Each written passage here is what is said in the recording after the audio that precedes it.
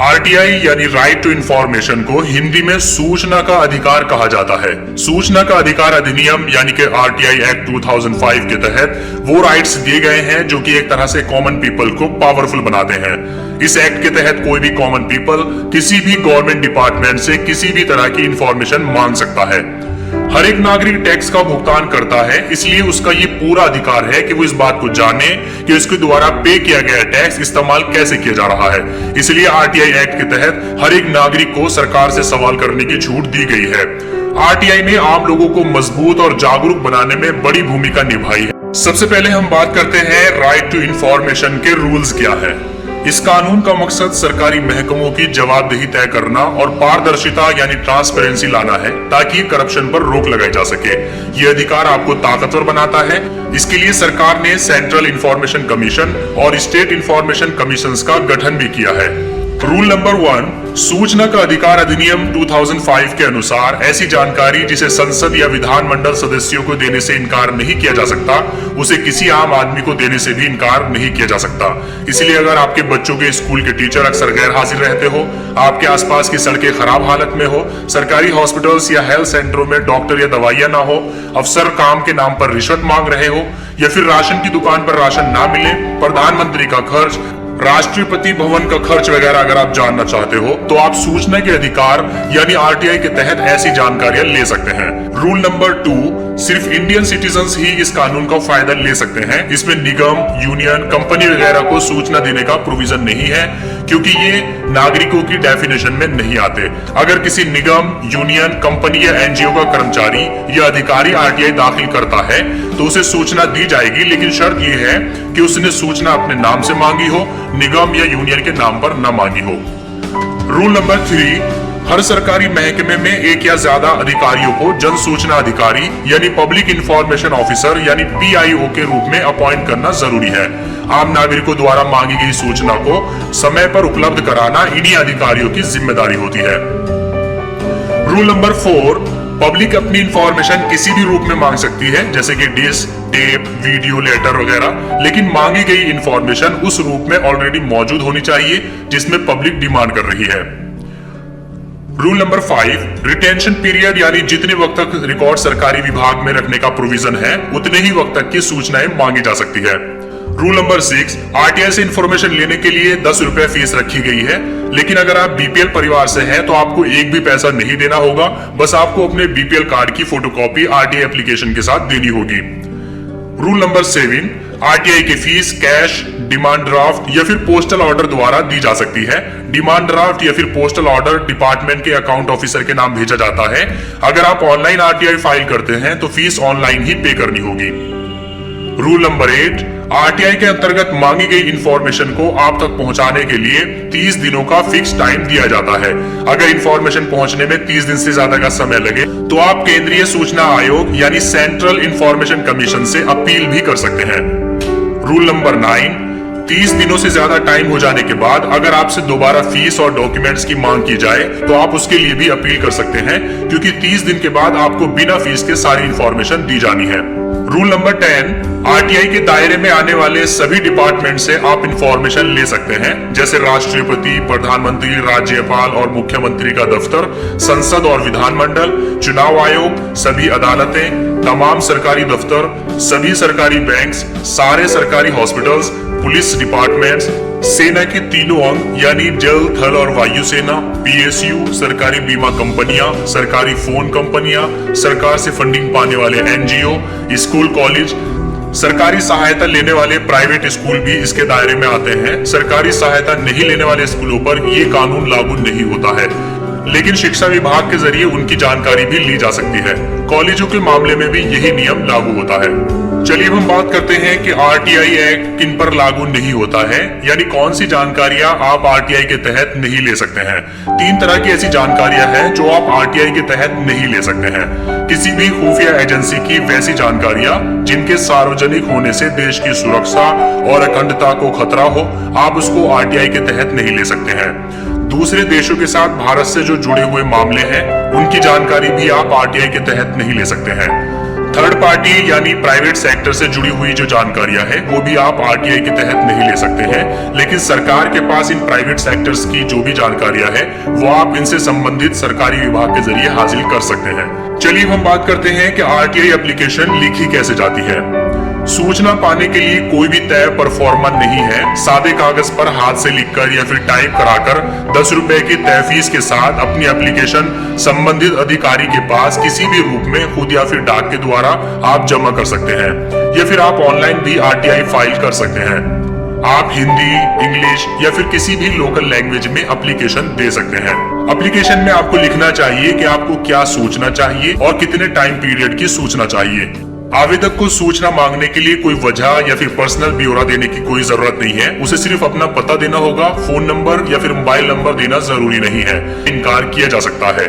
कुछ खास हालात में ही जन सूचना अधिकारी आपकी एप्लीकेशन लेने से इनकार कर सकता है, जैसे कि अगर एप्लीकेशन किसी दूसरे जन सूचना अधिकारी या फिर पब्लिक अथॉरिटी के नाम से हो, या अगर आप ठीक तरह से सही फीस का भुगतान न कर पाए हो, या अगर आप गरीबी रेखा से नीचे के परिवार के मेंबर के रूप में फीस से छूट मांग रहे हैं लेकिन इससे जुड़े सर्टिफिकेट की फोटोकॉपी आप नहीं दे पाए हैं, या फिर अगर कोई खास सूचना दिए जाने से सरकारी विभाग के संसाधनों यानी रिसोर्सेज का गलत इस्तेमाल होने की आशंका हो, या फिर इससे रिकॉर्ड्स को देखने में किसी नुकसान की आशंका हो, तो फिर अधिकारी आपको आरटीआई के तहत इंफॉर्मेशन देने से मना भी कर सकता है।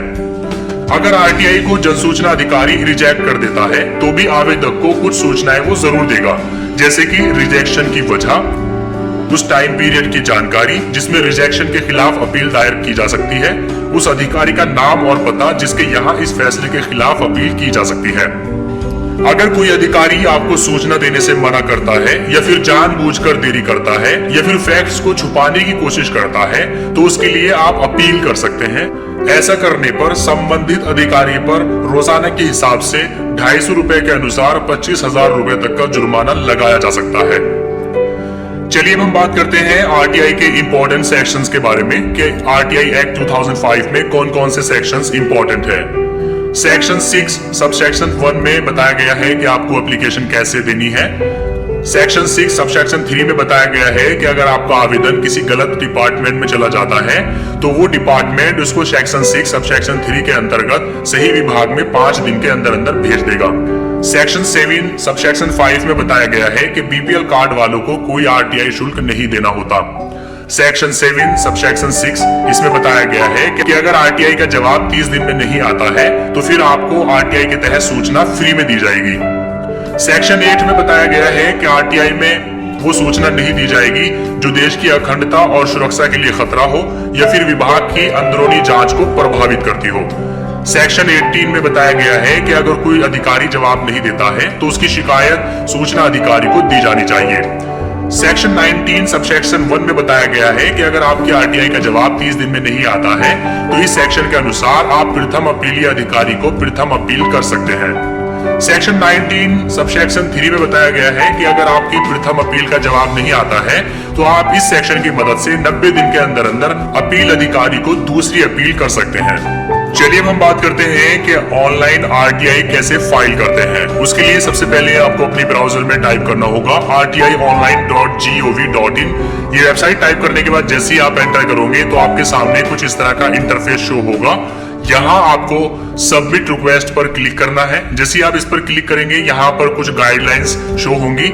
आपको इन गाइडलाइंस को पढ़ लेना है। उसके बाद आपको यहाँ से इन गाइडलाइंस को एक्सेप्ट करना है और सिंपली यहाँ सबमिट पर क्लिक करना है।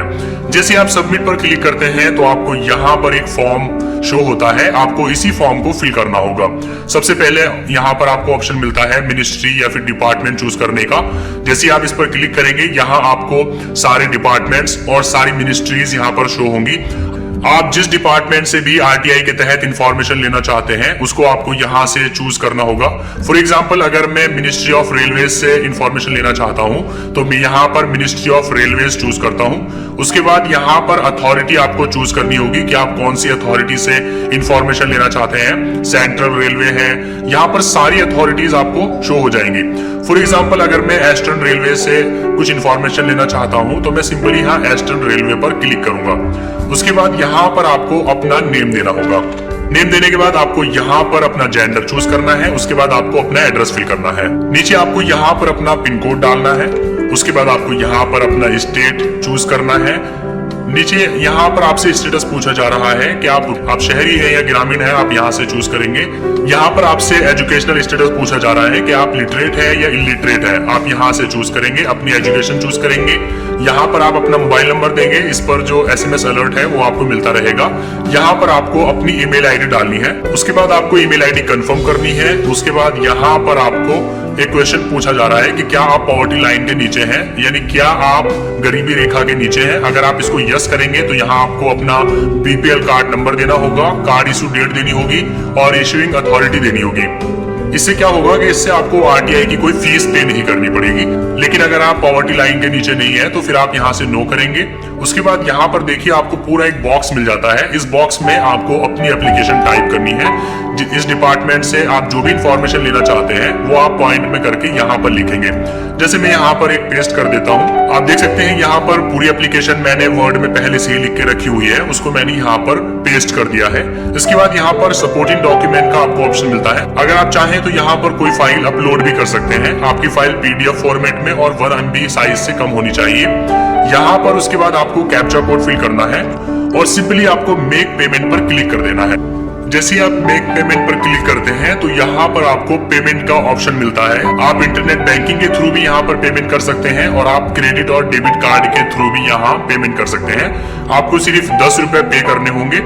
आप जैसे भी चाहें वैसे आप यहाँ पे कर सकते हैं। फॉर एग्जाम्पल अगर आपके पास कोई क्रेडिट डेबिट कार्ड या ATM कार्ड है तो आप सिंपली इसको चूज करेंगे।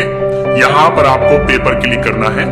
जैसे आप पेपर क्लिक करेंगे तो यहाँ आपको अपना कार्ड टाइप चूज करना है कि आपके पास रुपए कार्ड है, मास्टर कार्ड है, वीजा कार्ड है। यहाँ से आप ये चूज करेंगे, अपना कार्ड नंबर डालेंगे, एक्सपायरी डेट डालेंगे, यहाँ से CVV नंबर डालेंगे, अपना जो कार्ड के ऊपर नाम है वो डालेंगे। यहाँ पर आप देख सकते हैं कि 10 रुपए का पेमेंट होगा। यहाँ आपको ये कैप्चा कोड फिल करके पे पर क्लिक कर देना है। जैसे आप पे पर क्लिक करेंगे यहाँ पर एक OTP आएगा, आपको वो OTP डालना है और आपका पेमेंट सक्सेसफुल हो जाएगा। पेमेंट सक्सेसफुल होने के बाद ही आपके पास एक SMS आ जाएगा कि जो आपकी RTI एप्लीकेशन है वो सक्सेसफुली फाइल हो चुकी है। उसके बाद 30 दिन के अंदर अंदर आपको उससे जुड़ी हुई इंफॉर्मेशन दे दी जाएगी। अगर 30 दिन के अंदर अंदर वो इंफॉर्मेशन आपको नहीं दी जाती है तो फिर आपको फ्री में सारी इंफॉर्मेशन प्रोवाइड की जाएगी, जिसके लिए आप फर्स्ट अपील और सेकंड अपील कर सकते हैं। चलिए अब बात करते हैं अपील के अधिकार के बारे में। यानी अगर आपकी RTI की एप्लीकेशन रिजेक्ट हो जाती है तो फिर आपको कहां और कैसे अपील करना है। अगर एप्लीकेंट को तय समय सीमा में सूचना मुहैया नहीं कराई जाती है या फिर जो सूचना दी गई है उससे वो सेटिस्फाइड नहीं है तो वो प्रथम अपीली अधिकारी के सामने अपील कर सकता है। PIO की तरह प्रथम अपीली अधिकारी भी उसी विभाग में बैठता है जिससे संबंधित जानकारी आपको चाहिए। प्रथम अपील के लिए कोई फीस नहीं देनी होती है। अपनी एप्लीकेशन के साथ जनसूचना अधिकारी के जवाब और अपनी पहली एप्लीकेशन के साथ साथ ही एप्लीकेशन से जुड़े दूसरे डॉक्यूमेंट्स को आपको अटैच करना होता है। ऐसी अपील सूचना उपलब्ध कराए जाने की समय सीमा के खत्म होने या फिर जन सूचना अधिकारी का जवाब मिलने की तारीख से अपील पर कोई सुनवाई नहीं होती है तो आपको दूसरी अपील कब और कहां करनी है। अगर आपको पहली अपील दाखिल करने के 45 दिन के अंदर अंदर कोई जवाब नहीं मिलता है या फिर जो जवाब मिला है उससे आप सेटिस्फाइड नहीं है तो आप 45 दिन के अंदर अंदर राज्य सरकार की पब्लिक अथॉरिटी के लिए उस राज्य के स्टेट इंफॉर्मेशन कमीशन से या फिर केंद्रीय प्राधिकरण के लिए सेंट्रल इंफॉर्मेशन कमीशन के पास दूसरी अपील आप दाखिल कर सकते हैं। दिल्ली के लोग दूसरी अपील सीधे सेंट्रल इंफॉर्मेशन कमीशन में ही कर सकते हैं। सो गाइस, आज की इस वीडियो में आपने जाना कि RTI क्या होती है, RTI के रूल्स क्या है, RTI कैसे फाइल की जाती है, RTI की फीस क्या है, अगर RTI के तहत आपको इन्फॉर्मेशन नहीं मिलती है तो आप क्या कर सकते हैं, ऑनलाइन RTI कैसे फाइल की जाती है। तो ये सारी चीजें आज के इस वीडियो में आपने जानी है। अगर आपको ये वीडियो पसंद आया है तो इसको लाइक करिए, अपने फ्रेंड्स के साथ शेयर करिए और अगर आपके मन में कोई क्वेश्चन है तो आप नीचे कमेंट करके पूछ सकते हैं।